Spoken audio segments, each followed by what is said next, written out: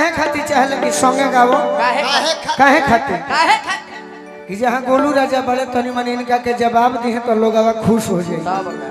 लय कौन है?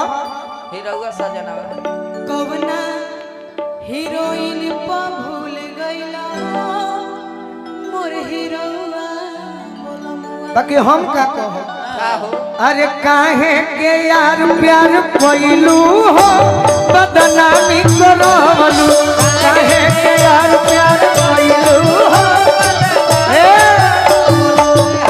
कि भैया भी रहनी बड़ी रतम कइलू शुभम भैया भी रहनी अरे बड़ी रतम कइलू का कइलू अरे मैसेज पर मैसेज भेजवलू हो बदनामी करवलू अरे मैसेज पर मैसेज भेजवलू हो बदनामी करवलू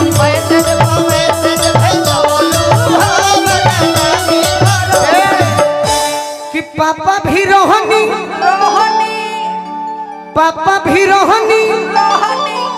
अरे बड़ी कौन कइलू एक दिन में हमारी इज्जत खराब कर दिलू रीतू। अरे लेटर पे ठवलू हो बदनामी करवलू अरे कवना हीरोइनिया पर भूल गइल हो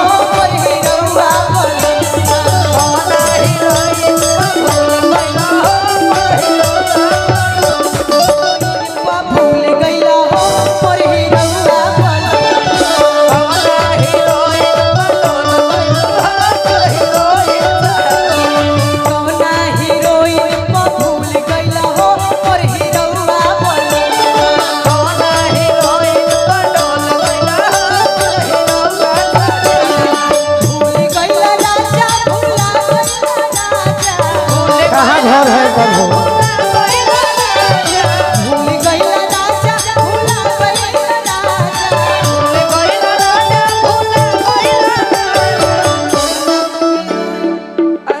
केने घर है घर केने घर बा